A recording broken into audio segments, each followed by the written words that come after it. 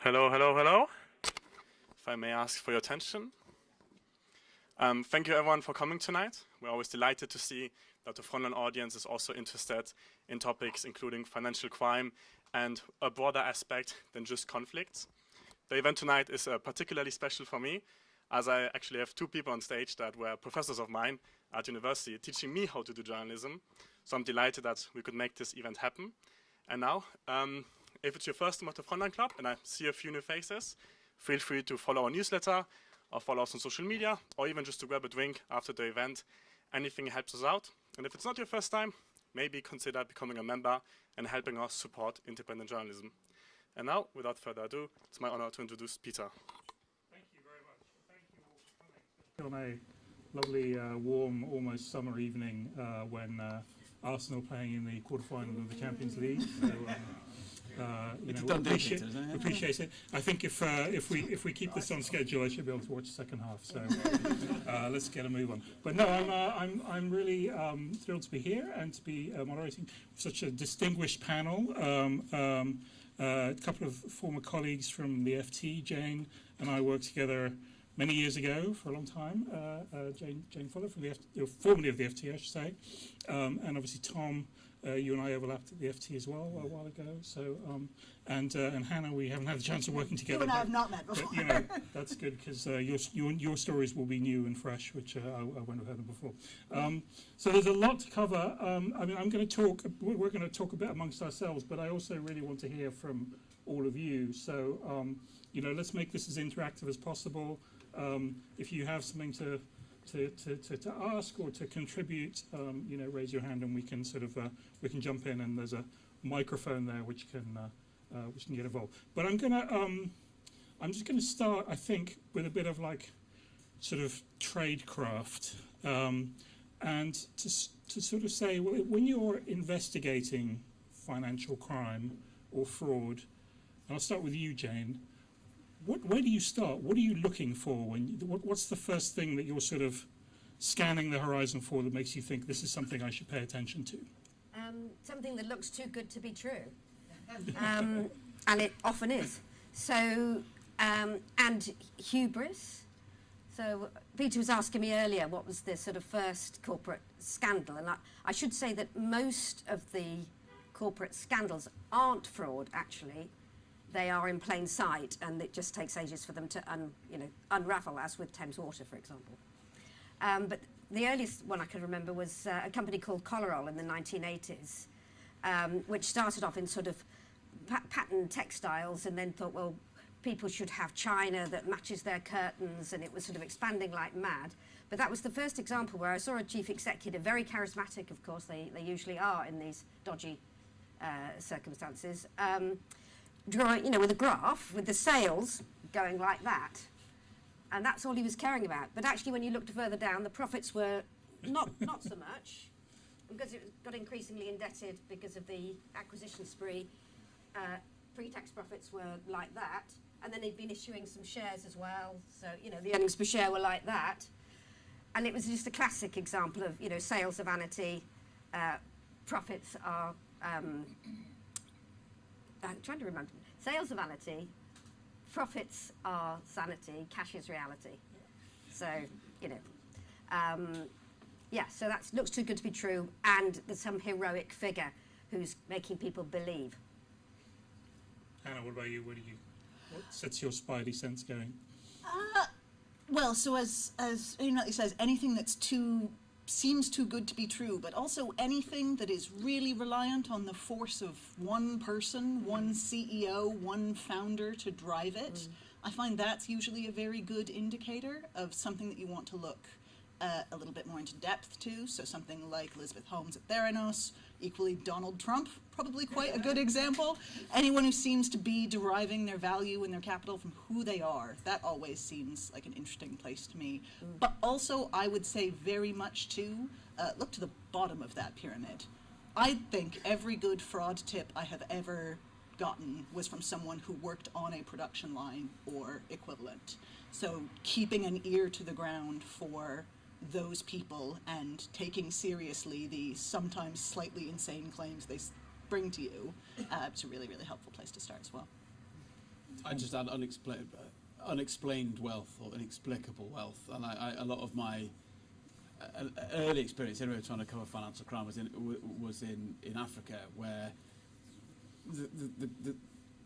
the countries most devastated by corruption meet the multinational corporations most loudly proclaiming their cleanliness. And in the middle of this, you would often find one or two things would jump out at you. One, there would often be, I remember one from an Angolan oil deal, just like, okay, enormous multinational oil company here, huge oil reserve here, and 10% shareholder with unpronounceable name here. Which, okay, how long has this company been around? It's been around for 4 weeks.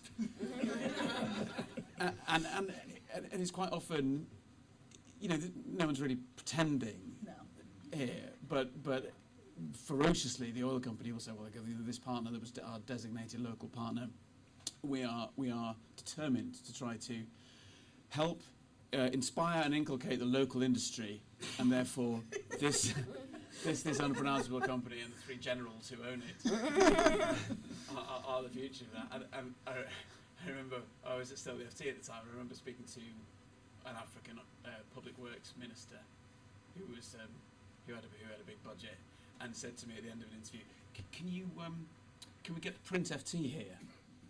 I was like, "Yeah, you can get the daily papers printed in Johannesburg and here and there. You can get it, and the weekend papers." He said, "No, I only want how to spend it."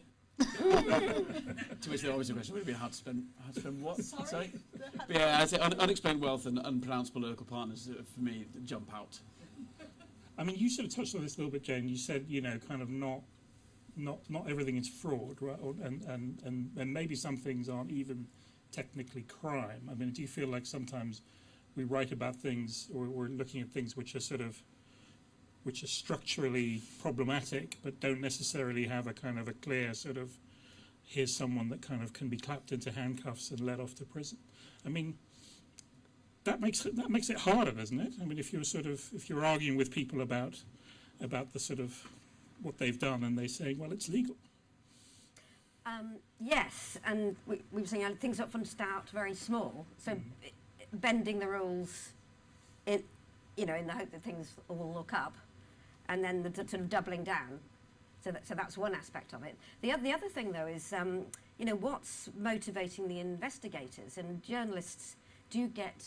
They're human, and they get wrapped up in enthusiasms the same as everybody else does. So whether it's a property bubble, where everybody's excited about house prices or anything, but also things like national champions. So if you think about Wirecard, the German government, it was a national champion. It was its first sort of innovative financial company sort of ever, not only did they want to support it as a sort of national champion, but they went after Dan McCrum, the journalist who brilliantly investigated it, and tried to do him for sort of insider dealing and manipulating the share price and all that sort of thing. So but journalists too easily get wrapped up in that. So many scandalous companies, whether it's Enron, Autonomy, whatever, at some point everybody's thought they were the best thing since sliced bread. So, and then until they're not. Yeah, that's definitely a feature. But what how about you, Tom? Do you sort of? I feel also some of the books you've written, you're describing. It's sort of you're almost describing the sort of the structure, the kind of the mechanisms that allow these things to happen. Yeah. Without people necessarily kind of getting caught for it. Yeah, I think part of what's happened is we can talk more about this, is the sort of the erosion of the institutions that breathe these things to life, whether that's corporate governance or the well-funded independent press, regulators, law enforcement, and we can touch on any one of those. But the biggest champion of all, if you like, and perhaps the most dazzlingly huge fraud of the recent generations is what happened to the Soviet Union in its entirety. I mean, it's probably the greatest theft of all time, right? The transfer of an empire to private ownership in a few short years, often quite literally at the barrel of a gun. So red directors, KGB officers, gangsters, and anyone who could cobble together a few $100,000 from some Western investor could pretty close to steal Siberian oil fields and titanium plants and the rest of it, and then perform this, I don't know, would you call it fraud? I think it gets pretty close. This extraordinary step through the looking glass onto principally the London Stock Exchange, where this kind of gangster operation, I mean, some of them literally resemble, they're quite a lot of work covering organised crime too, just resemble organised crime groups. That passes through the looking glass and comes out in a 300-page prospectus by several tip-top Wall Street banks as, often a FTSE 100 company, telecoms, mining, banking, whatever it may be. And I think that sort of shock to reality and that complicity of, especially the UK financial system, in that massive act of looting and everything that's followed, all the money that's gone into political parties, rotting the legal system, private schools, the art market, so on. That has just been, I think, the most enormous shock to just the principle of trying to tether, I guess, business activity and the way it's scrutinised to reality, which is the opposite of fraud, right? That's funny. As you were talking, I was remembering those were the people now talk wistfully about those days when the London Stock Exchange used to attract listings from around the world, which it no longer does. But yeah, exactly. I think we are, particularly when we talk about investigating fraud, we are victims of our own cynicism sometimes. And I think particularly in the UK, there is a kind of national cynicism about elite money, bankers, mostly the Tory party, let's be honest. And that's just the way the cookie crumbles. And I think an important part of what we do as journalists is to stand up. And in cases like, so as Tom's pointed out, the collapse of the Soviet Union, I think to a certain extent you can see that in the US at the moment, where we have taken things like money laundering legislation and gone, don't worry, it doesn't apply to rich white people in DC, it only applies to people running drugs across the Mexican border. Worry about them, don't worry about us, whilst we systematically take all of the resources out of this country. There is something to be said, I think, for investigators standing up and going, yeah, no, that's dumb. That thing that you're saying is okay, that thing that you're just presenting with confidence isn't actually right and is not tethered to reality. And that's the best way you can go about investigating something, really. It's calling bullshit, isn't it? Yeah. A lot of the press reporting on this is just calling bullshit. It's just like, that doesn't make sense. Yeah. What you're saying, the stupid question is a great weapon. Yeah. Can you just explain why this number is different from this number? Because you keep saying things like dynamically right-sizing, but what on earth does it actually mean? Yes, and you men in a gilet keep explaining to me that everybody does this, and I think that just means that everybody's wrong, Yeah. not just you. Yeah. A lot of the best reporting on fraud is just people who have the sort of humility to keep saying, yeah, sorry, I don't understand. Yeah. Can you just explain it in English? There was the way that the Satyam Indian sort of IT fraud was uncovered was that there was one analyst who spotted in the accounts that a number, quite a big number for stock or something like that, 550 million, was to the decimal point, was the same as it was the previous year. And so that was just a sign that actually what they've been doing is starting to fabricate the accounts. At some point that had been a real number, and then one or two of them started getting repeated. But about plain sight. There's actually, sorry, just before you move on, there's actually there are people now, there are people, sort of short sellers and stuff, who will go out and sort of scour company accounts for suspiciously round numbers, because there's this sort of assumption that if you're making up numbers, they're not random, right? They're sort of like, you sort of tend towards something that has a certain sort of symmetry to it. And if there's too many of those in a set of accounts, that's when people start looking. Sorry, I interrupted. Yeah, but I mean, these are cases of real frauds. So going back to the question as well, quite often it is just in plain sight. So if you take something like Thomas Cook, which didn't turn out to be a fraud, and the auditing was lax in the last year or two of its life, but it had lost money, I think, for sort of 10 of its last 11 years. Most of the profits that it made went to pay interest, and then the interest was actually more than its profits. But you could absolutely see that. Every single red flag was absolutely clear, and yet it survived for another, probably, I mean, in the end, what happened? It survived for another year or two, longer than it should have done. So nobody died. So A lot of people died though in another one we touched on. I mean, sometimes these are massive. Can't hear. Let's speak up. Oh, sorry, Oh. my mic not working. Yeah, it was just not pointing at your mouth. A lot of people do die from these things. I mean, we were talking earlier about the Sackler family, right? I think no one could argue with a straight face they haven't perpetrated a fraud against the American people, and the consequences of which are devastating. I mean, vast quantities of lies. But I think part of what you get with fraudsters is it's a psychological thing, right? It's an ability to convince yourself of the lie. Do you think? Or do you think these guys are thinking, we know this is bullshit and we're getting away with it? Oh. I think with Wirecard, clearly, they knew this is we're setting out to commit fraud. We've got a Russian spy in the middle of our operation. Yeah, this whole thing is a game. And Dan McCrum figures it out because eventually he just finds a database of like, oh, none of these companies exist. And that's after he's been ferociously pursued by lawyers and private spies and so on. But in some cases, and you think of like the Sackler family, whose names still adorn art galleries not far from here, you do wonder if they drink the Kool-Aid themselves, right? and they believe they're the good guys. I'm sure. I think you get a lot of that, particularly in like early stage fraud in tech companies and stuff like that. It's just really fascinating. One of the things that's hardest to do, I think, when you're investigating a fraudulent or even just a rule bending company as a journalist, is that you will never get to that moment when someone first made a decision, right? When someone went, okay, we've invented a piece of medical technology that's going to change the world. Again, Theranos is a good example. We're not quite there yet, but we are going to get there with just another round of investment. So we're going to just borrow a little bit of money from next year. And that's it. That's all you've done. You've committed fraud. And I think there are a lot of investors, or a lot of founders, a lot of business people who think maybe not necessarily that they're doing the right thing, but they're doing the wrong thing for the right reasons.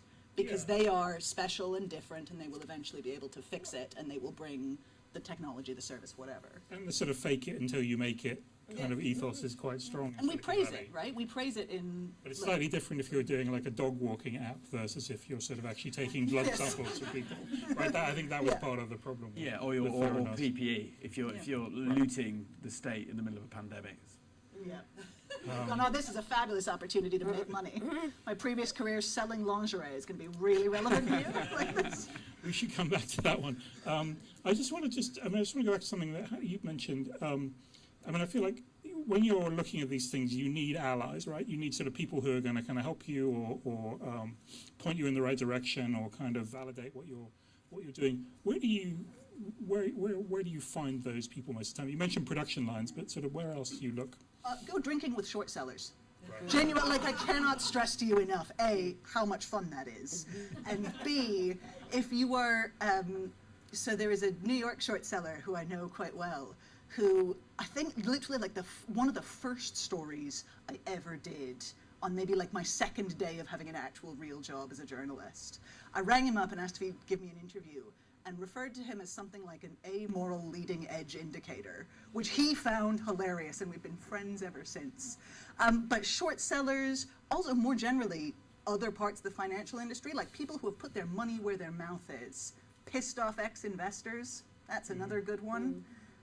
Anyone who's working in activist venture capital, any of that kind of stuff, they are really, really interesting people. And they often have good tips that are very useful to you. Would recommend thoroughly. Tom? Just to pick up on that, though, there's another short seller, Matt Earl, who was Zatara Reports, was one of the first people to call out Wirecard. So what happened to him? He was hacked. He was put under surveillance by a major British operation run through a big law firm, I believe Jones Day. And with that case and others like it, you can start to see the extent to which fraudsters, the beneficiaries of corruption, so on, are increasingly using. I'd be interested to know if you think this is making it harder, Jamie, with all your experience. But it seems to me now that the sort of the fight back tools that are available, the tools to crush scrutiny, are ferocious now. I've been under surveillance in the course of my work. I've been dragged to the High Court and so on. but the Matt Earl, the Wirecard short seller, had unbelievably aggressive surveillance, a really concerted hacking campaign, which is outsourced to Indian hackers. And the thing about these cases of aggressive fightbacks and surveillance and so on is that we very, very rarely find out about them. For two reasons, really. One, often this kind of lawfare is successful. So everything stays silent, nothing ever reaches the public record. That's the vast majority of these cases, often brought by Schillings, Carter-Ruck, these ultra-aggressive firms. And a lot of the people doing the surveillance are tip-top, right? They're ex-special forces, intelligence, and metropolitan or other police forces. And they're very good at their job and they don't get caught. When they do get caught, even someone like Matt Earl, with the enormous amount of money he's made from short selling, will run that case for a while now. It's been settled. So the whole kind of dark arts response that's available to fraudsters and financial criminals is ferocious. It's getting better and better and better funded. It's at the disposal of some of the richest people who've ever lived, the Russian oligarchs and so on. Just at the time, and the mainstream media's business model has collapsed. Yep. So you get this inequality of arms, and it's harder and harder, I think, to do this work. Because it's interesting about the short sellers. I mean, there's actually I'm blanking on his name now, but the firm that did the report on Adani in India. I'll think of it in a minute. Yeah. But and Hindenburg, right? And he's just given up. He's just basically hung up his spurs and said, "Thank you." He's basically said, "Okay, well, that's it. I've had enough." Yes, so let's just call it a day, isn't it? Which is, I mean, quite extraordinary because actually, it's weird because it's weird that you sort of talk about these people as allies because in some ways also you could sort of say, well, they're kind of rivals as well, right? I mean, because I mean, there was a time when they would do the investigation and then they would have to talk to someone and talk to a journalist in order to get something printed. But now, more often than not, it's like, boom, here's a website with a 100-page report with loads of charts and numbers in it, and you, as a journalist, you don't really have time to read it, let alone verify anything that's in it. And the shares are already down 20%, and kind of the whole thing has got momentum. So in some ways, they've sort of cut out the middleman a little bit as well. I mean, I do think they've been responsible for some great stuff. I was just telling these guys earlier about when I was in Hong Kong. One of my favorite Chinese frauds, of which there were many at the time, was a company called Sino Forest, which was also known to the locals as Sino Forest, because they'd actually they planted all these trees supposedly, and then someone went to look at them and realised they hadn't really planted any trees. But I do think, I mean, I just want to come back to Jane, and sorry, I don't want to pick on you as the kind of the veteran journalist in the room, but I'm going to do that. I just wonder, it seems to me, you mentioned Enron, we were talking about WorldCom earlier, some of these really big sort of American corporate frauds. They just seem to be less common now, like that a big company, I mean, there was that extraordinary period in the early 2000s where Enron went bust, WorldCom went bust, Arthur Andersen basically, got taken down as a result. And it just seems like that hasn't really happened, and I can't quite believe that there isn't some of this going on still. Yeah, well, of course, that was in the wake of the .com or the telecom media technology bubble bursting. I'm actually quite interested in whether we are going to see something like that. I mean, we've seen an extraordinary, is it a bubble? It's in US technology stocks. But some of the valuations that were reached were absolutely heroic in terms of multiples of sales and all the rest of it. And they had all these, many of these sort of corporate governance red flags as well, very arrogant, monarchical leaders, for example. So I think I haven't given up actually on this as this bubble deflates, there not being more, because that's when you'll see it laid bare. So, Nvidia's apparently great, but it's trading on a huge multiple of sales. Its operating profit margins are more than 70%. So it's got nowhere to go in terms of improving its profitability. The only way it can justify very high valuations is to keep growing very fast. And what happens when it doesn't? Or when people think, oh, well, yeah, so it's got double-digit sales growth, but we're bored with that, and they just begin to go off it and again start pulling the threads. The corporate governance isn't great. Most of the people on the board are long-term colleagues, cronies of Wang.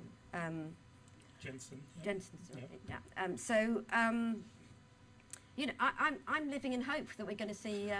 So it is sort of cyclical. So you saw, you know, dot-com bubble bursts.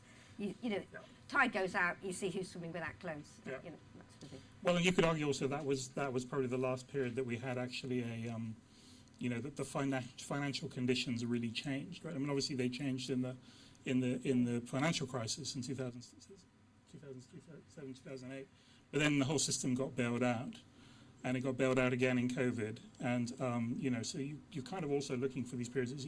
The tide hasn't really been out since And then. actually, the rise in interest rates, so, you know, although you might think that you know, 10-year money at 4 to 5% is still cheap historically, if you're as old as me, actually it's gone up tremendously. Yeah.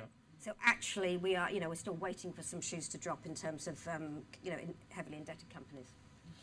I just wonder, Hannah, I mean, sort of coming back to some of the things we were talking about earlier, is there a sense that just more of this stuff is happening in broad daylight now? Yeah, I think there is a signal and noise problem for a lot of this. I think part of the reason we are less conscious of those big frauds is that there is so much going on and so much around you. I mean, I refer you to the President of the United States has been to court on fraud charges. Took us half an hour, but we finally Surrealist nightmare are we living in? But there is a lot of it around, and I think also our tolerance for fraud as a society now is very high. We sort of expect to be scammed on the. I mean, I've had 3 scam texts today, so like we just have an expectation that people are out to make a buck and are out to make money, and we have seen lots of really great corporate reporting about sort of big corporate scandals and things like that, and I think we just don't pick up on it as much as we used to.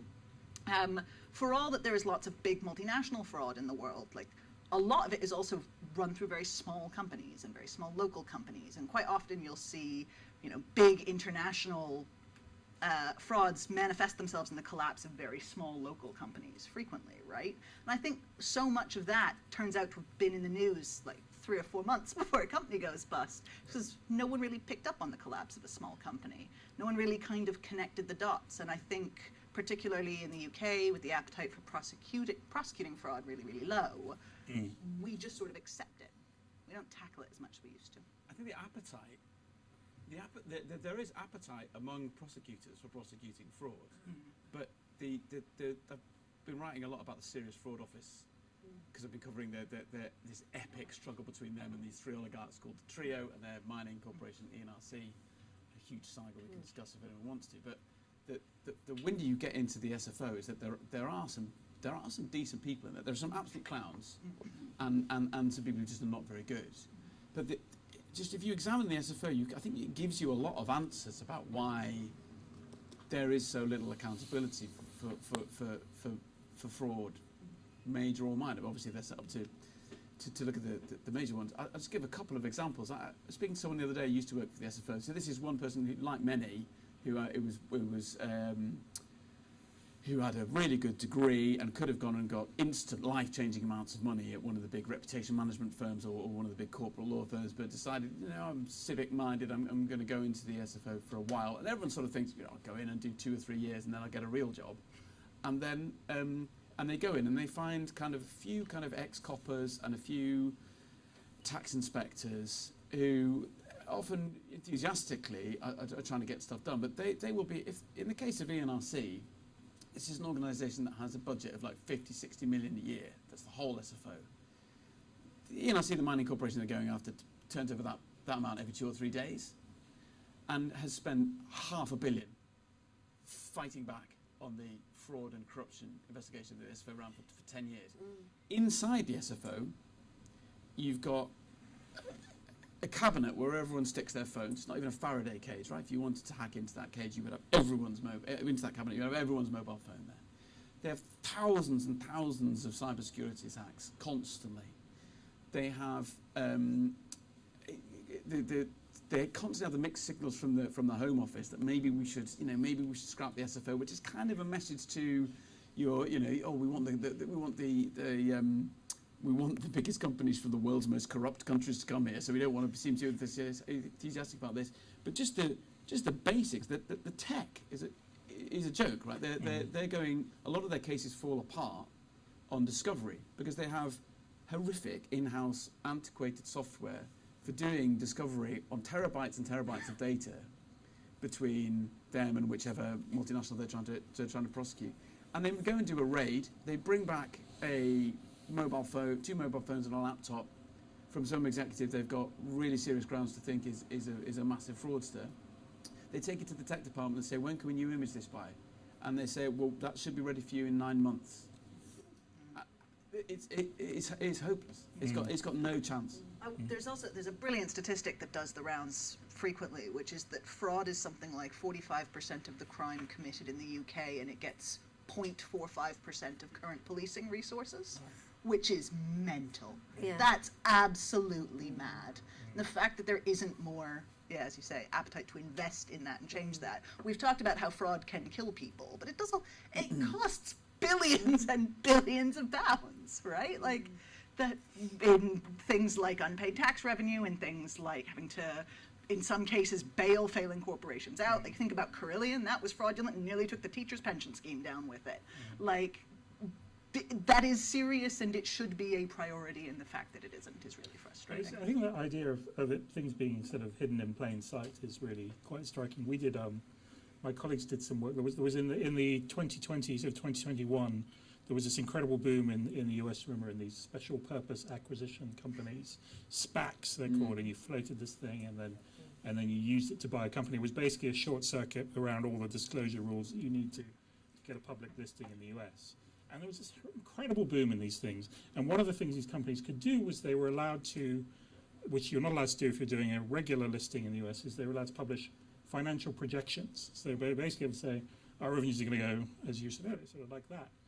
And so all these companies did this, and obviously 99% of them didn't meet their targets.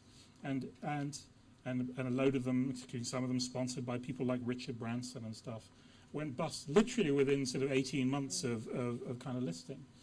And the thing I kept asking my colleagues in the US is like, when is some enterprising prosecutor going to roll up his sleeves and start charging some people on this? Because, I mean, this is an absolute field day for someone. And I was in New York in the early 2000s when Elliot Spitzer, was a name that might ring a bell with some people, went after the Wall Street analysts, you know, and literally kind of went in and took them away in handcuffs and kind of charged them and all this kind of stuff. And it sort of made his reputation until he squandered his reputation in other ways that we won't go into. But and you know, but we did all this work, and so these companies had projected. I think we worked out they'd projected $50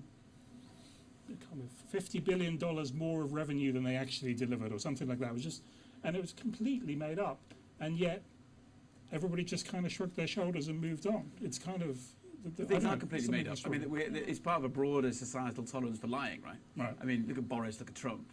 Like, okay, Boris got stopped by his lies eventually, but for now. But Trump clearly hasn't been. You talk to any of these lawyers in the city, and they'll say, even the ones who've made fortunes doing oligarch versus oligarch litigation, the Berezovsky, Abramovich, whatever it may be, that dominates a lot of what goes on in the high courts every day. And they'll say, you look back to Jeffrey Archer, Jonathan Aitken, these characters. It was perjury that they got done for, right? That used to be an offence. I mean, it remains an offence, but it's been completely decriminalised. They'll all say you'll get oligarchs and their representatives coming to court. You get litigants coming to court who will have offered contradictory witness statements in different jurisdictions, who will revise their story after lunch, and all they'll get is the judge saying, I didn't find him entirely credible, and move on, because the courts are so slammed, the judge hasn't got time to say, actually, this is a criminal matter, you've clearly perjured yourself. So there's no consequence for lying to a court, and potentially this kind of, it seems to me, potentially this tolerance for fraud is part of that. But it's quite, I mean, fraud is difficult to prosecute because you've got to prove some sort of intention. It's like libel, and so some character like Maxwell, put off investigations or stymied them for a long time because he was litigious, as you've been saying. I'm just wondering why it isn't, and these days social media do things in terms of libel, slander, that we would all have been sent to jail for. But actually, why doesn't that help? So if you've got this sort of slightly Wild West element in the media in its broadest sense these days. The scope for whistleblowing or disgruntled people to say things. So I'm not quite sure why that hasn't actually helped, because traditionally it's been actually really quite easy to at least make investigations very difficult just by threatening libel or whatever, and the proof bar is very high. And as soon as you've got to prove intention, then you do get, well, are they lying or not? Did they, what did they actually mean to do? Or Chief Executive of Wirecard, is he relatively innocent because it was Marcellus who was, or whatever, Marcelic? Yeah, Marcel. Who actually was the, as you say, the Russian spy mastermind at the middle of it, and the CEO was just the sort of confident front, and he would just say to, Marcelic, just, give me the numbers. This is why a lot of this legislation is moving towards kind of duty to prevent and that kind of thing. Is it, I think, to get around this problem, that the idea is to have more and more responsibility. So if you're a director and you fail to prevent fraud, corruption, sanctions busting, so on, you're liable. The problem, Ben Judah, who now advises David Lammy, but was a big sort of kleptocracy expert at the Hudson Institute for a long time, he has this great expression like a hologram state. So we do increasingly have like really good, really well written anti-money laundering, anti-fraud laws and so on, but there's no money, so there's no enforcement. Oh, Yeah. I think lack of enforcement is a huge issue. I mean, if you look at Thames Water and you look at the wording of its licence, this company is supposed to be financially resilient and supposed to have a simple, transparent corporate structure. It wasn't either for years. Where was Ofwat? Nobody did. So there's two things I want to just cover, and then I'd really like to hear from all of you. But the first thing, and I'll come back to consequences because I think that is the question. The one thing I'm interested in, you mentioned Thames Water, and it comes up a bit in this context in some of these other stories like the Post Office and stuff. And there's a former analyst called Dan Davies who wrote a great book called Lying for Money, actually, which is about fraud.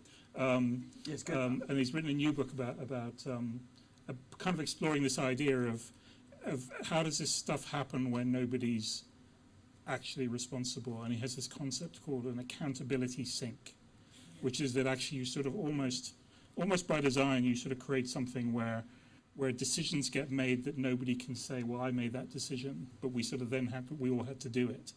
And it does feel like that comes, I mean, that definitely resonates from the financial crisis, where I think there were a lot of these banks where people who were like, nobody set out to, I mean, even Fred Goodwin, I know everybody thinks he's a terrible human being, but I can guarantee you Fred Goodwin did not set out to collapse Royal Bank of Scotland. He thought he was doing great things. It just all went horribly wrong. Well, Grenfell Tower was like that as well. Right. You just spread the blame around, and the conclusion was that the people who died, nobody set out to kill 70, whatever it was, people, but they were let down by every single agency that should have been, either installing the materials properly or checking that things had been done properly, whatever. Yeah. Just on the sort of consequences question. So the sort of classic sort of financial markets argument, and that Jane and I would probably make, is like, well, the consequences are that if you don't have a sort of a transparent and reliable, financial stock market or system of corporate accounting, then people don't trust you, and then therefore your basically capital is more expensive as a result. It's harder for people to raise money, and so there's sort of there is a cost to all of this, and I just wonder whether, I'd be interested from the two of you to hear whether you think that actually applies or not. I mean, that's hard. Give me a second whilst I formulate a response that is in coherent sentences and not just word Yeah, format. I agree. That's a really hard one. And while I feel naive, I mean, all right, so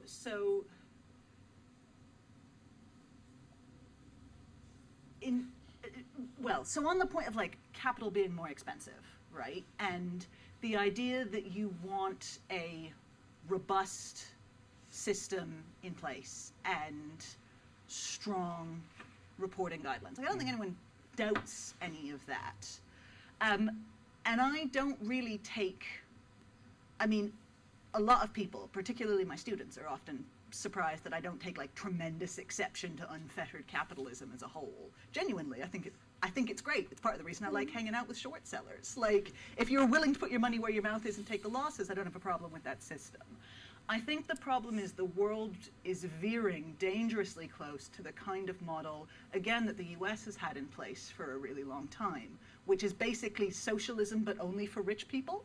Like, they are somehow completely protected from the consequences of their own actions. I don't have problems with an aggressive market that can be exploited by people who do work in ways that are borderline egregious, as long as we let them take the flak when it all goes down. We don't bail them out. We don't, like, they're done and they go, and their businesses fail.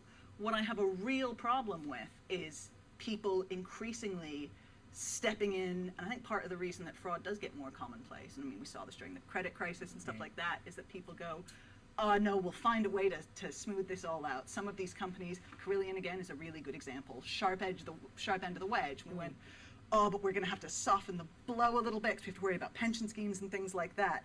And I think that does contribute to this being something that feels very abstract. We think of fraud as being something that is some millionaire investors losing money to some billionaire companies, and shockingly, we don't actually care about that that much.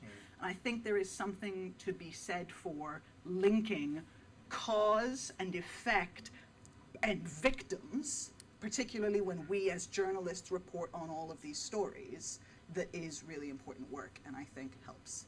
And that didn't answer your question in any way, but that's generally my philosophical approach to this kind of reporting. Yeah, can I add another thing that doesn't answer your question? Sally Yates, who until Trump fired her was senior prosecutor at the Department of Justice, she wrote this famous thing, the Yates Memo, I think in 2016, when she looks back on the big financial crime prosecutions. A lot of them were the big corruption ones, so like Halliburton. I think TeliaSonera settled the next year, but there had been huge ones, oil companies, chiefly mining companies, and so on.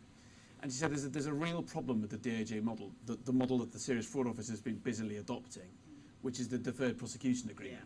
Yeah. Mm-hmm. So the company itself, I'm falling into the trap myself, companies don't become aware of anything, do they? Individual people at the company become aware of corruption or financial crime. They hire a big law firm. The law firm gets paid by the company to do an enormous investigation. And then an approach is made to the DOJ or the SFO, and they say, look, we've discovered this wrongdoing. The chief exec is about to retire in 6 months. Let's start talking about agreed facts, which is I always cringe at the term. Let's just start talking about agreed facts. So really close to alternative. Yeah, it is a narrative that that basically doesn't cause anyone any trouble, and God forbid will never have to be put before a jury or anything like that. And yeah, we'll shuffle off the. I mean, when Glencore had its settlement, it's like Ivan Glasenberg has stepped back now to spend more time with his money, and we'll and of course we'll have like rigorous compliance procedures in place for the next 20 minutes, and everyone's happy with that. And Sally Yates' point was like, well, of course you're going to get situations. She obviously wouldn't refer to Grenfell Tower, but I was struck when you were talking about it. Of course you're going to get situations where individuals in positions of corporate power will take bigger and bigger and bigger risks and be more and more reckless with lives because there's no personal accountability for that. And that model remains, right? The DPA model is basically how financial crime prosecution is done. And the only people who pay some money are the current shareholders for the crimes of the previous execs. And it's no skin off their nose, that's just a little bit out of a few pension funds, and no one's held to account. Okay, so I will. Go to the question. Do you want to try and answer my question or not? Remind me what it was.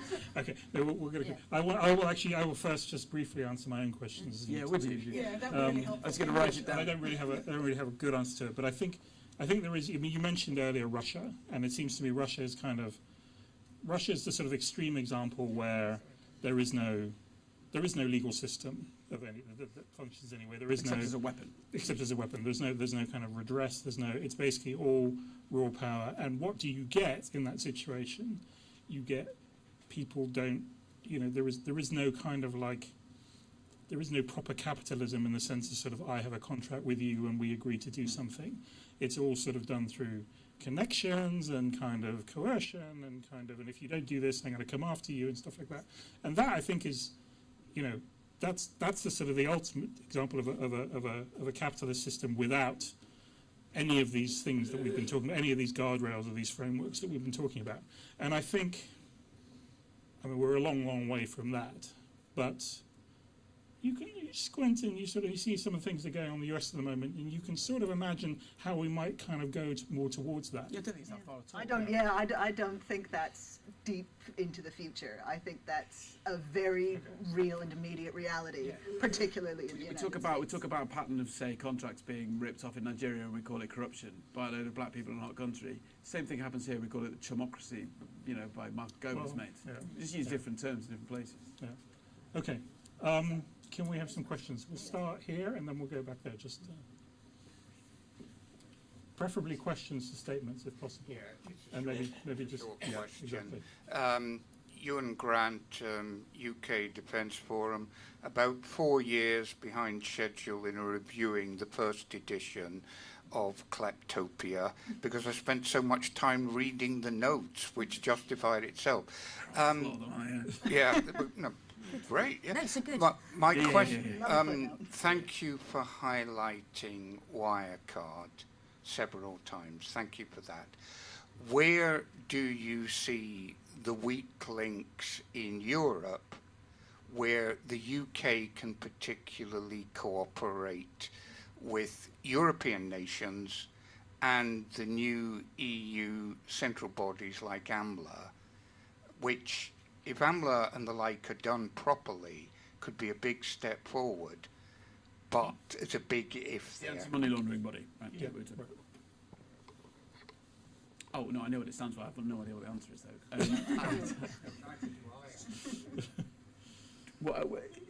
Is there more? Is the question where can the UK and Europe cooperate on fighting financial crime?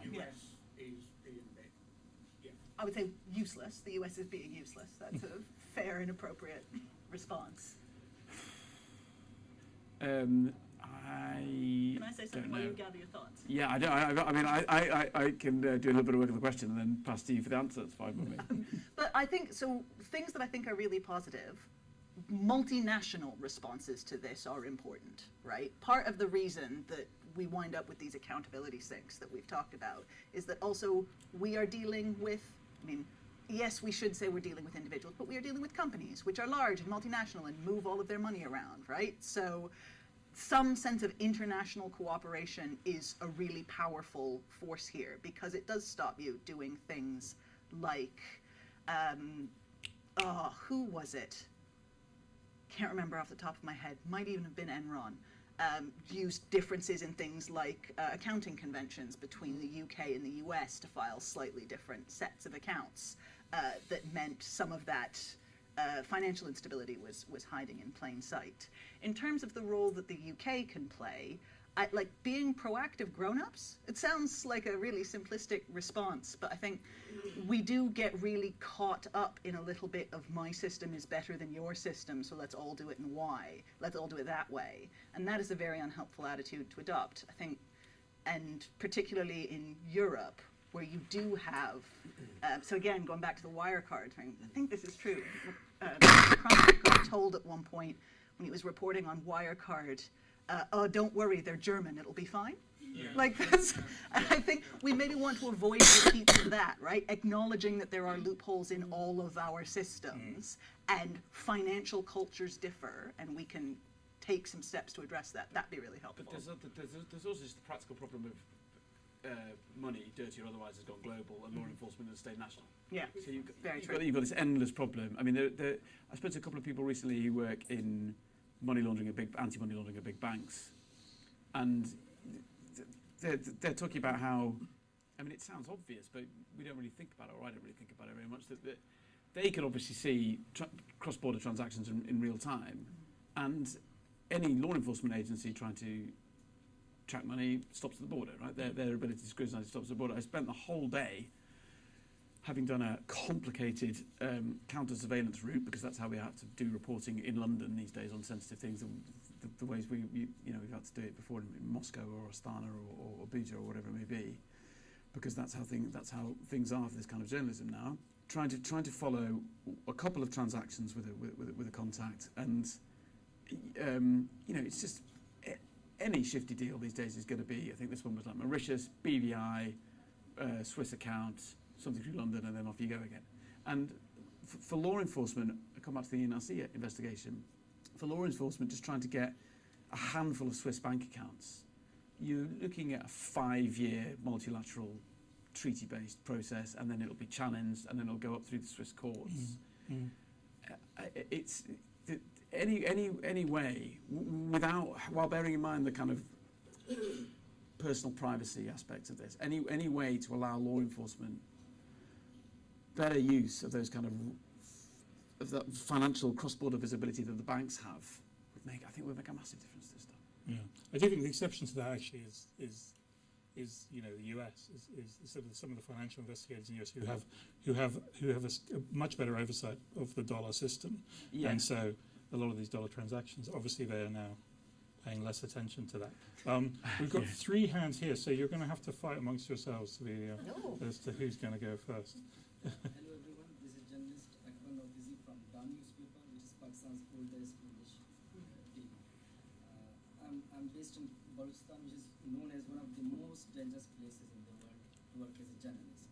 So my question is, like us, is journalism more about conflict than about peace in the UK as well? And secondly, I'm curious to know from you that what makes one an investigative journalist?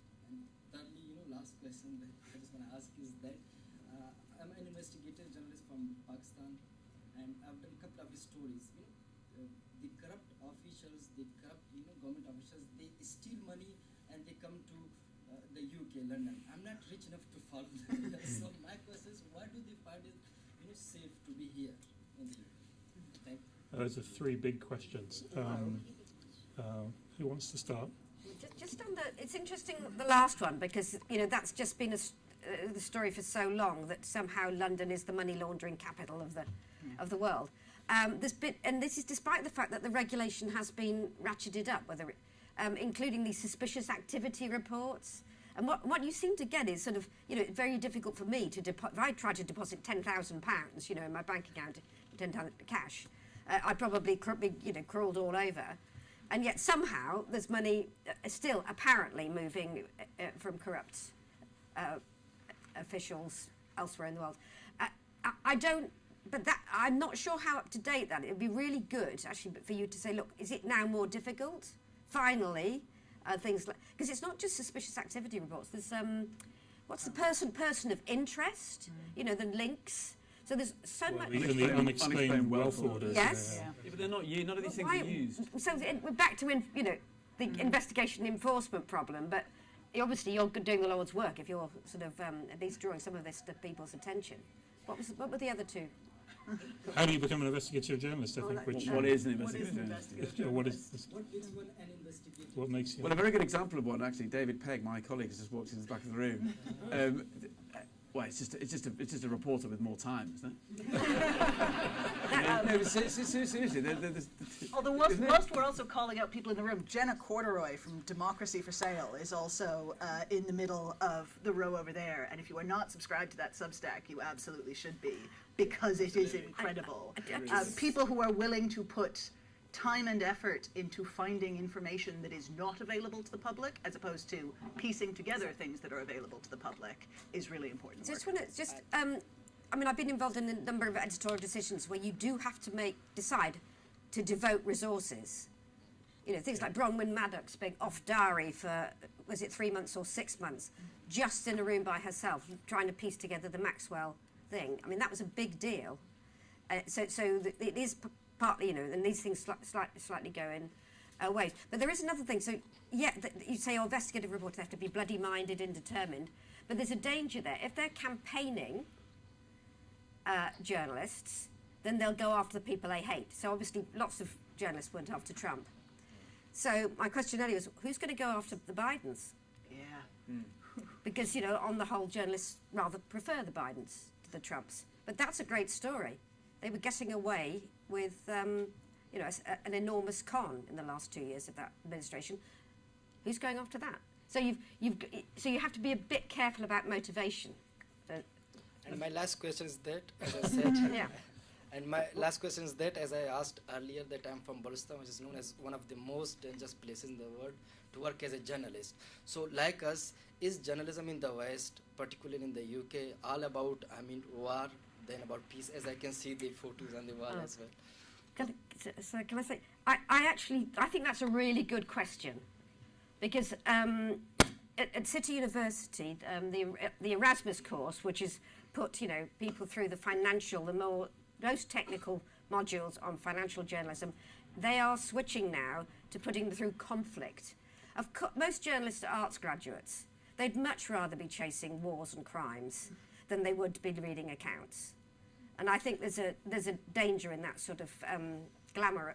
It's a horrible word to And I use think about that. I mean, all you have to do is look at Tom's work, right? Which is looking at corruption and looking at how that money moves around the world, and point out that you have been you're now taking complicated counter-surveillance routes through London, as you said before. You've been hacked. You've been intimidated, right? But All also, I of think those it's but I think it's so crucial to say that these aren't separate things. Yeah, I they- appreciate they need to be taught in separate modules, but my last hairy moments were at the front in Ukraine, but I'm there on a corruption story, right? Yeah. Like I think the big realization that's happened since the invasion of Ukraine is how financial crime and war are part of the same thing. For many years, Ukraine was softened up by corruption orchestrated largely by Russia and Russian organised crime, but with lots of Ukrainians' help. What we've twigged is that the rise in kleptocracy, absolutely in places like Pakistan, is completely interwoven with espionage and national security. So they're not two different things. It's the same. Yeah. It's the same territory. Okay. Well, a few more questions. I'm going to come back to you three in a little bit later on, but in the back here, and I'll come to you. Thank you for that multifaceted discussion. You spoke quite compellingly about the level of complicity and the perhaps unacceptable level of tolerance for fraud and lying. What role, if any, does investigative journalism have to play in countering that? Because it's a lot more systemic. Just a quick answer. I mean, it's a good story, isn't it? Actually, the amount of fraud, financial fraud that's going on. So, you know, in the end, the pendulum will swing. And I mean, one of the difficulties with financial fraud, and this must be with the post office scandal, is if you've got lots of little amounts, you know, it's the classic thing of the sort of, you know, butcher's scale fraud, that they just put a little finger on the scale many, many, many times a day. But at some point, you know, automated push payments becomes a huge number, and you know, and therefore a huge story. Yes, and I think it is important, particularly in the cases of something like that being like in small fraud that gets done repeatedly. So there was a money laundering gang that got done in Hackney a couple of years ago for fraudulently charging Chinese students. It was a currency fraud scheme. They're students, they don't really have access to mainstream bank accounts, so you're just charging them really egregious rates, and then you recruit some vulnerable students that way to do a bit of money muling for you and stuff like that.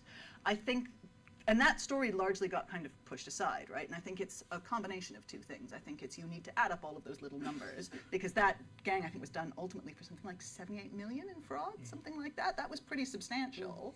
But I think also we do need to move away from this idea that your frauds, your scams, your sort of domestic stuff. So at the extreme other end from Tom, I'm working on a story at the moment about high street banking fraud. Very small, very minor level stuff.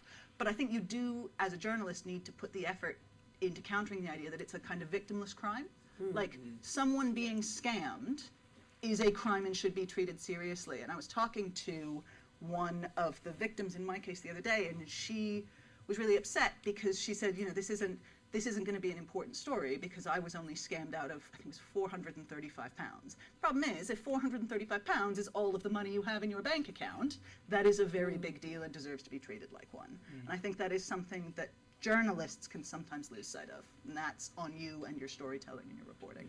Peter, can I have one more thought on that one? Yeah, of course. Just, I think maybe a little bit of self-reflection for journalism as well. The journalism as a trade has to be on guard slightly for its own trends, which I think broadly have gone from. Like, I've got a couple of uncles who are journalists who like leave school at 16, you train as a trade like you would. One of them was our carpenter. You know, that's a similar track. And we've gone from that and training on local councils, which God knows are riddled So with bad. corruption. Oh, if you want practice reporting fraud, go annoy your council. It's really fun. No, we've gone to a model that's much more about kind of internships and postgraduate degrees and journalists sort of feeling perhaps that they are kind of part of the elite that they're covering rather than outside it critically looking on. And I think the danger of that is that you can develop a sort of language, especially on the financial pages, of we're all talking this language about dynamically right-sizing everything and nodding along, and a lot of journalists move from journalism into corporate PR, into banking, and so on. And the dangers with that are obvious. That there's not the kind of aggressive questioning by outsiders that there should be. Yep, I agree. Question here.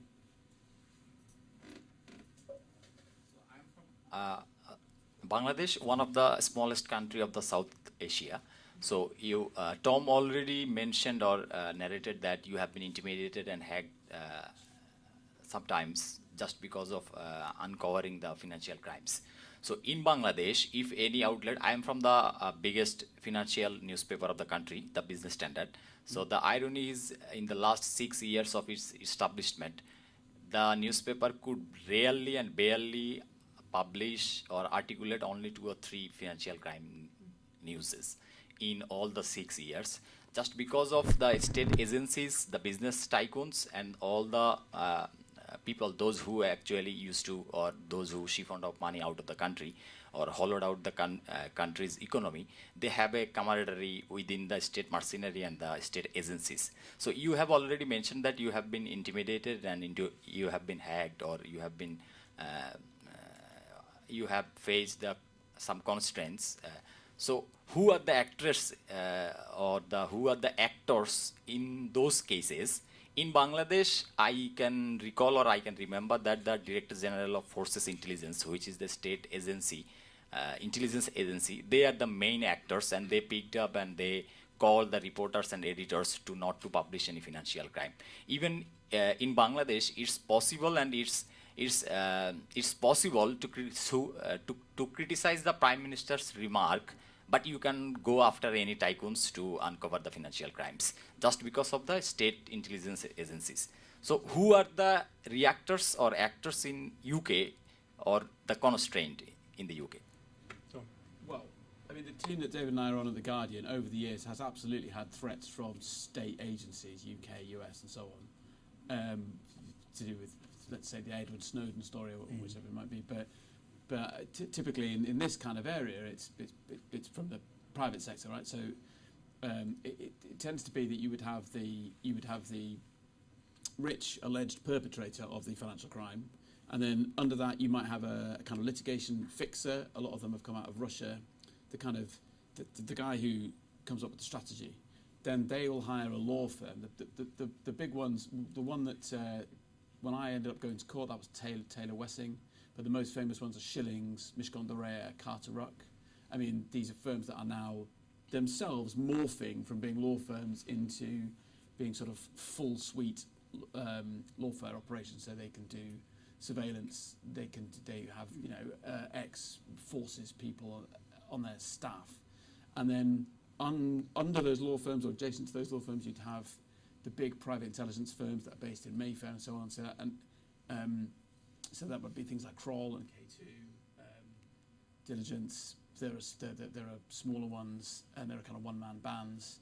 and then you'd have a big financial PR firm as well, and this operation is global. I mean, I would be absolutely sure that these firms have attacked journalists in Bangladesh and Pakistan and so on.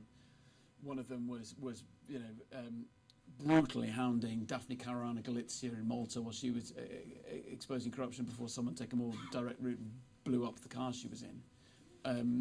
So that's probably how it works. But I mean, a lot of the time you're up against people who have been trained to the very highest levels by the special forces and intelligence agencies in typically Israel, France, the UK, and the US, but have then moved into the private sector where there is absolutely no regulation of their conduct. Mm.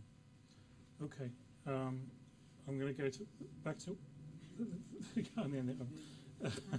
and then I'll come to you. Yeah. Just one question, okay? Yes.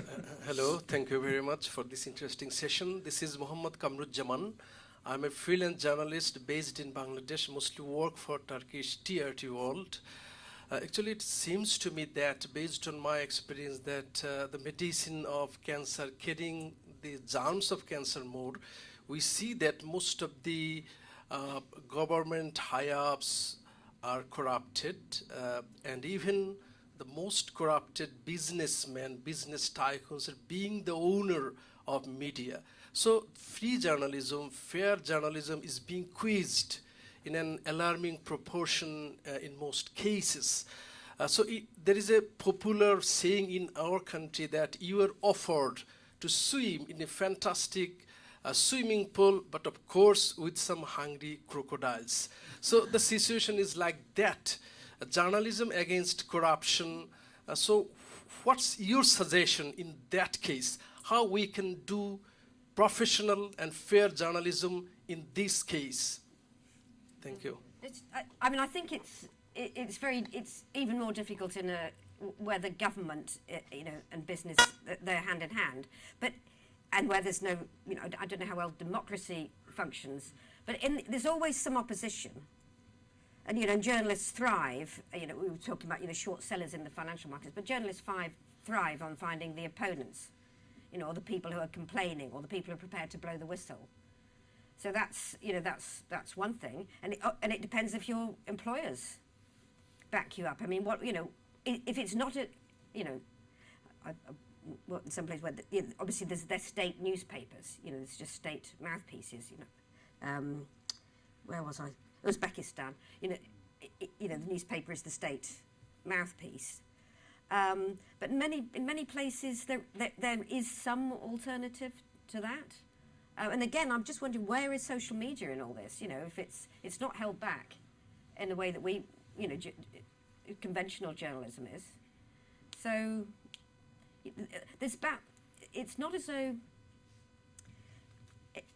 everybody agrees with what the rich people and the powerful people are doing. It's all, so tap into the other currents.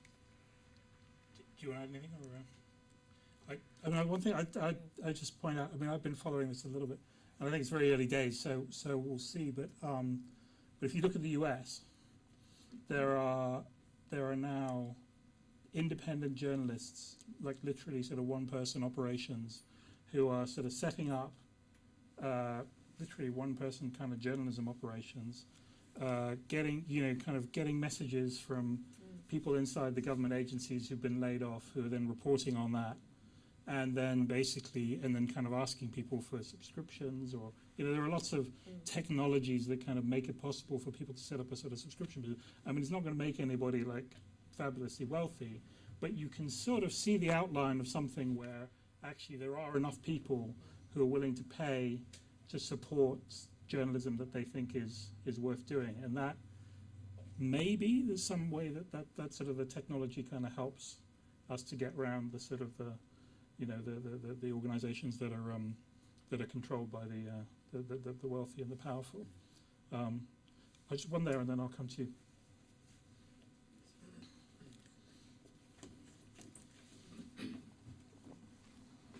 Hello. Thank you. Hello. So I'm here with the team of journalists that cover venture capital and startups in Europe. Yeah, it's an area that has some national champions, as you mentioned. There's a lot of hype and huge valuations that seem disproportionate to the amount of money that they actually make. But a lot of the companies that we cover, generally speaking, are not public. Some of them are small enough that they're not obliged to publish detailed accounts. I just wondered if you had any advice for trying to investigate those companies, trying to uncover wrongdoing there, particularly with limited resources. Thank you. Jane literally taught a masterclass about that at the FT.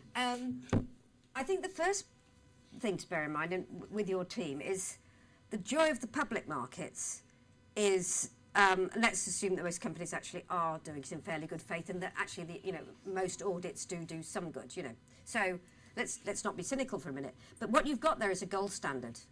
So you know what you need from those private companies. And actually, I'm old enough to remember when I first started reporting companies, you didn't have a segmental breakdown. So you could actually just add value by sort of finding out from a company or from whether, well, if it had, those were in the days when companies were less focused, so this division is up, this division is down. That was actually adding value. So I think, and it's not rocket science.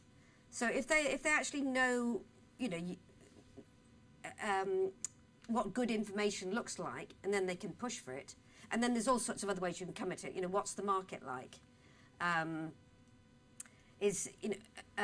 surprised you saying that they've all got great valuations and they're all doing very well. I mean, the thing about venture capital is that, the vast majority don't do very well and struggle to get the money. But, and the other things that they are, while they will spin the financial information they give you, they need to give you some. And just going back to a question we didn't answer earlier, in the end, in order to get themselves more financial backers, maybe eventually to float, they will have to come out with this information. And the better the information is, in theory, the lower their cost of capital.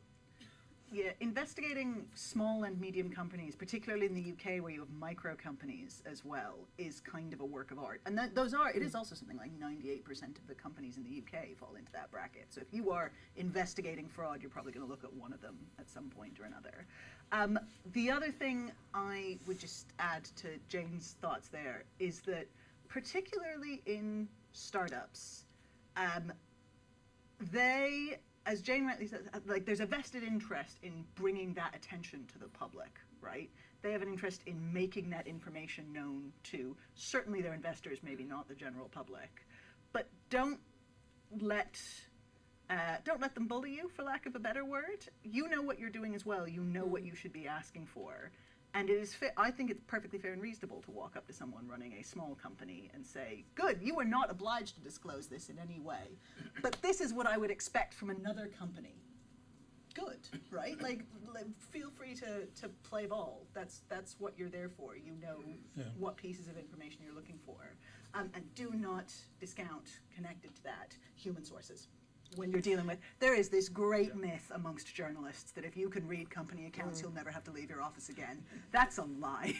And honestly, you could sit there and read 4 pages of information that doesn't have anything useful in it, or you could take people out to lunch. Or you can do both. Or you can do both. I was just, funny enough, I was having this, sitting next to somebody at lunch yesterday, and who's become an angel investor, having been a sort of stockbroker for years and years and years.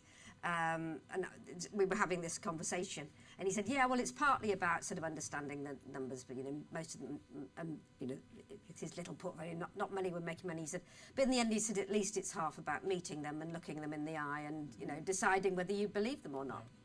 Say the lawyers out front as well. Yeah, no, exactly. I mean, I think actually what you've identified there is, and I've said this to all my colleagues, is this is the big opportunity in financial journalism, right?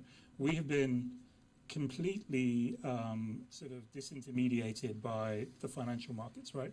Well, that's everything that when Jane and I worked together some years ago, there was still a sense that a company would have to get some information out. They would have to deliver information for you and then persuade you to write it up and put it in the newspaper, and then someone would buy it and read it. And that was sort of, and there were these, I mean, I won't bore you with all the detail, but like, you know, there were like fleets of couriers on motorbikes who used to drive around the city with printed out press releases and annual reports and things like that and deliver them to you at newspapers in the hope that you might write about them. Obviously, that all went online. You know, as a financial investor now, you can, in fact, even these aren't even people anymore. They're robots that are just scanning information that gets announced. You know, markets move on it. As a journalist, it's quite hard to insert yourself into that, or to kind of be faster, or to certainly can't be faster. But private markets is completely different, right? And the private markets have grown enormously. There's small companies, but there's also very large companies that are private now. They disclose a lot less. There are disclosure things. Like Companies House in the UK actually gets a bad rap, but actually companies have to file accounts in the UK. Just actually tracking company accounts that get filed in the UK, it can be a great source of ideas. And then to the point about people, these companies need to raise money, and invariably if they're raising money from one person, they're not raising it from someone else.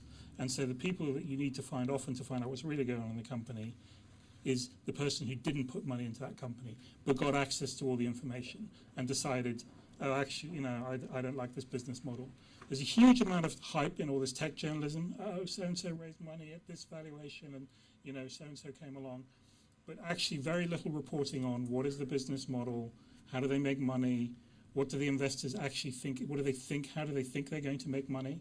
And I think it's a huge opportunity for actual journalists, because I think, and I will also say from what the work we do, from what I notice, when we write about a private company, when we do some digging into a private company, it gets a lot of readers because that information is not available elsewhere so easily. And you haven't got the share price sensitive stuff. So the advantage is that, you know, you're not going to, public companies got to be very careful if you actually get a piece of information that nobody else has got. I mean, you know, that's a nugget of gold.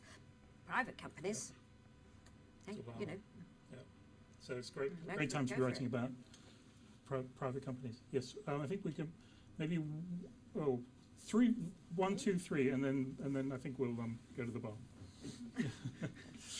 Has anybody got a score, by the way? Yeah, has anyone got the football No, score? don't tell me. Okay.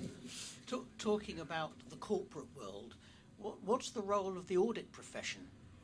So, I get so excited about this. I can bet Martin has had to sit in my classes whilst I explain for 30 minutes why the UK audit industry is slowly going to shit. Oh, well, for heaven's sake, having sat on the regulator, that's completely over the top. Really frustrating.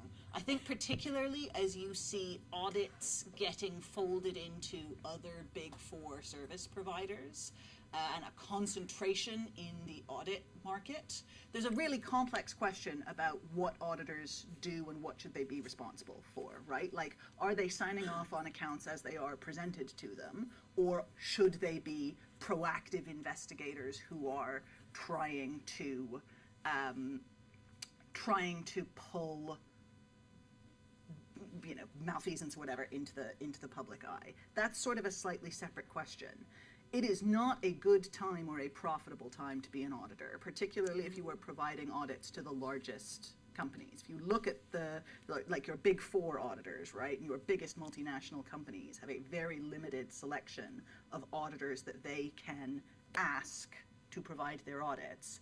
Those big four companies make their money from consulting and from IT services. They do not make it from audits. Internally, they do not. Oh, God. Ooh. Mm-hmm.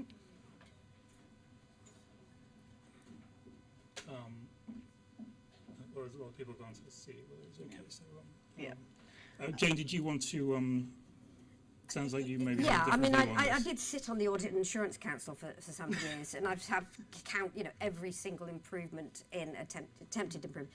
There is it's cheap to say it, but it is true. I mean, there is a fundamental issue, which is that the company hires the auditor, but they get a vote on it. Shareholders pay for it.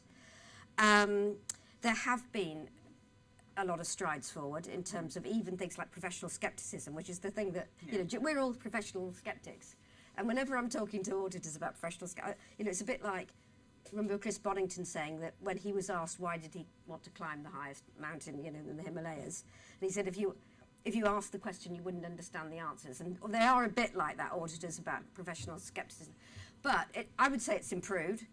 Just in case you're interested, they are making money. They have been able to put up prices quite a lot. That's true. You are going to be able to see separated out the audit company's accounts this year. There's been some ring fencing. And actually, I think the competition thing, I'm very torn on that. You do not want to race to the bottom. You don't want that's true. companies shopping for auditors according to who's going to be the biggest pushover. Yeah.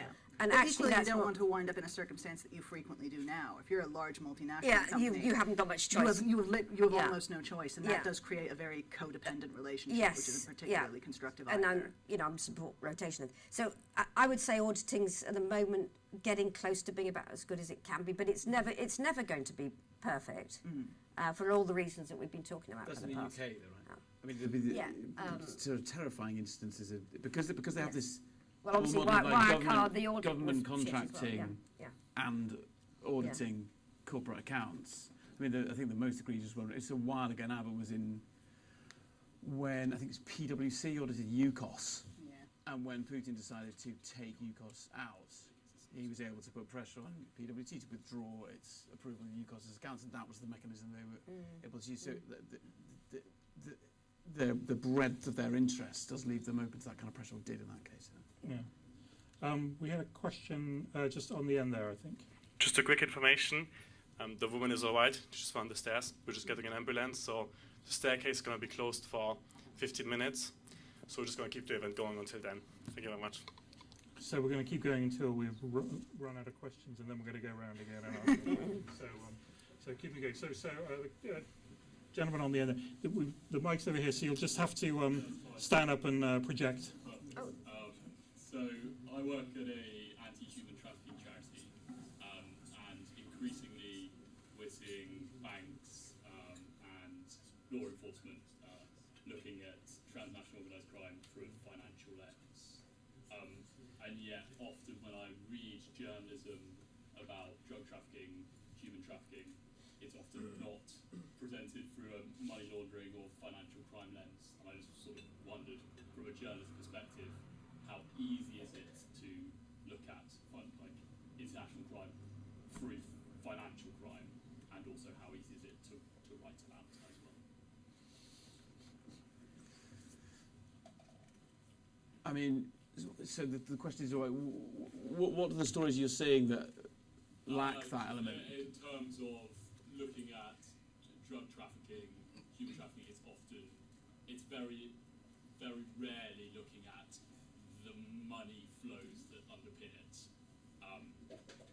Yeah, if that makes sense. I mean, the difficulty with that, I'd say, is that the thing that's got easier to identify is corporate kind of clusters, right? So you can see there are more beneficial ownership registries, and there are sophisticated tools that you can pay to use that will help you map across borders interrelations between corporate vehicles.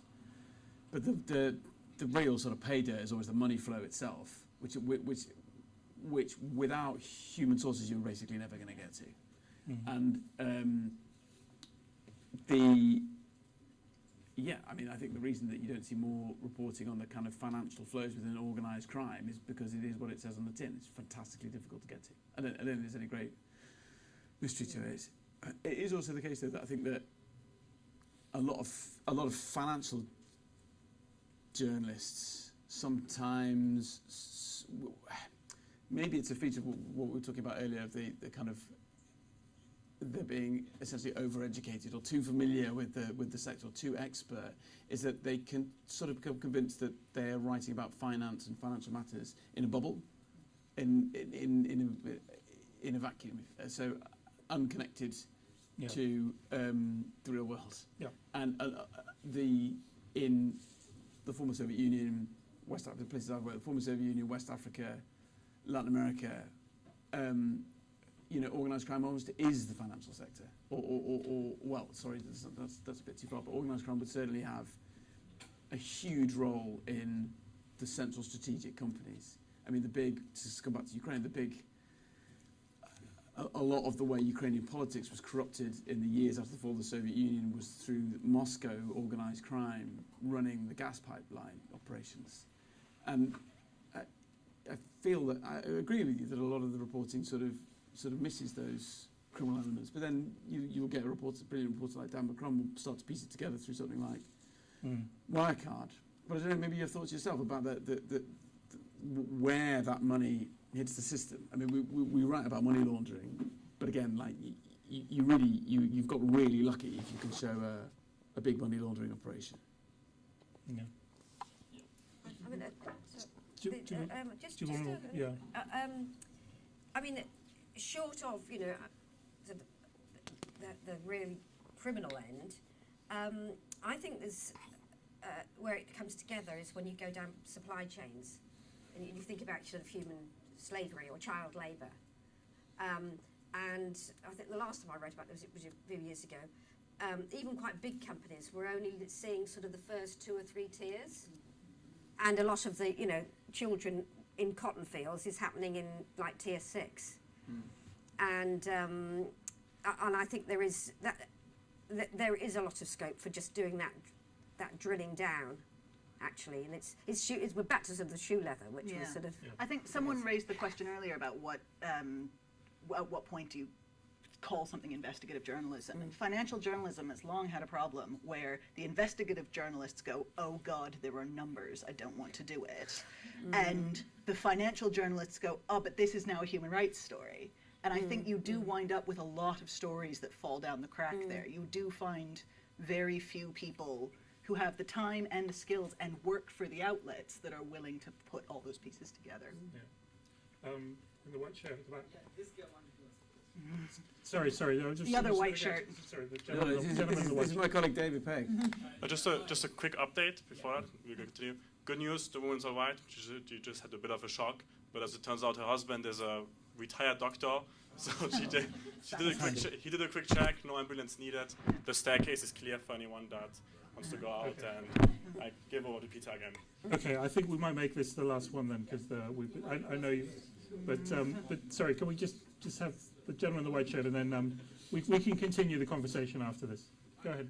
So, for The Guardian, I want to follow up the gentleman that was trying to question there when you talk about VCs and startups. What is the line for you between sort of hype and fraud? Where does like all startups, they all have top spin. When does it become a fraud as a journalist? When you're thinking about what story you look at, is that just a bit much, or is it actually just I think that's a great question. I think about tipping points. I mean, by the way, they're not mutually exclusive. It tends to start off with hype. We're back to the sort of pressure, the very high expectations, unrealistic expectations, which is the hype. And then when the reality sort of gradually doesn't meet that, then you get the sort of motivation to first bend the rules and then maybe break them.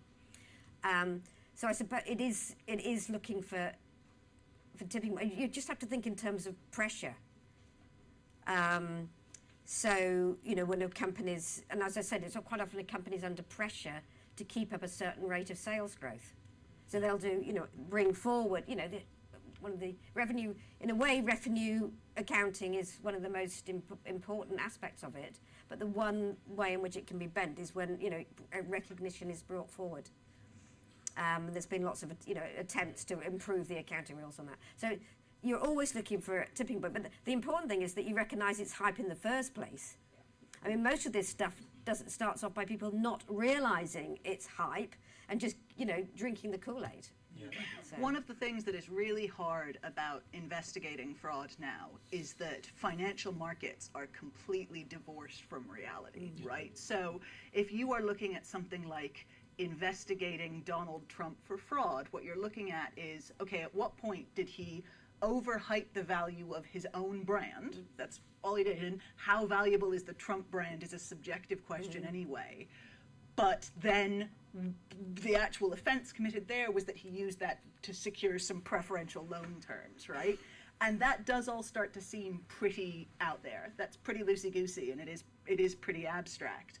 And I think it can be difficult because, I mean, to directly answer your question, I care more about the point at which you are deriving benefit from misstating your financial position than simply misstating it. And I think that's just a function of the way that I work. There are abstract reasons why misstating it in the first place is a bad idea. But to my mind, that's when I really start asking questions. But it is really hard. And how you go about proving that, again, Sam Bankman-Fried, right? You're talking about like overstating value in a crypto market. Where is that? Does it exist? What's going on? I mean, no one really knows, right? And it's really difficult. I think you make, and I'm going to round this off now, but I think you make a really interesting point, because Trump's an interesting case, because Trump actually has a company which is listed on the NASDAQ or New York Stock Exchange called Trump Media and Technology, which has no business. I mean, it made $4.5 million of revenue last year. It's worth billions of dollars, and he owns most of it. And its value is derived from the fact that some idiots buy those shares and think, oh, you know, it's Trump's company. I'm going to benefit from this. I mean, I'm amazed, by the way, we haven't talked about crypto more, but it's verging on a crypto play, because it's just sort of like it's a concept, and so. It's a corruption play. Is that fraud?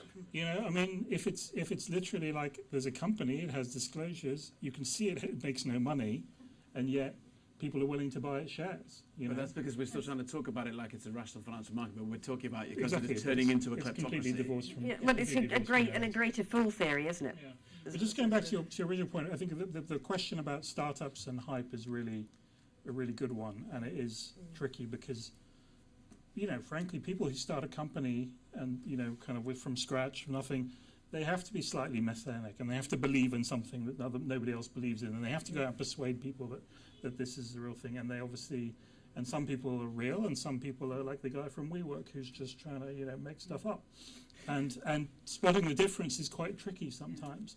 I think I would say, though, slightly counter to what Jane was saying, I think often when you scratch beneath the surface of a lot of these companies, there is fraud at the beginning, and sometimes they kind of get going, and then it kind of all sort of, you know, and then it doesn't. Then they sort of fake their way into a genuine business model, and then it doesn't matter.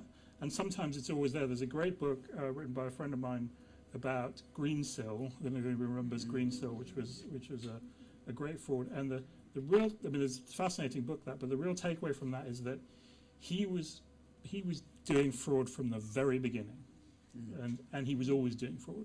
And he had sort of slightly more legitimate businesses, but at the heart of it, there was always a fraud. So, on that note, I'm going to call this to an end. I want to thank you all for coming. I'm being asked to remind you that there are copies of Tom's book for sale over there. It's a great read. And there's £1 off them as well. And there's £1 off them. Thank you all for coming. Thank you for your questions, and please join me in thanking this excellent panel.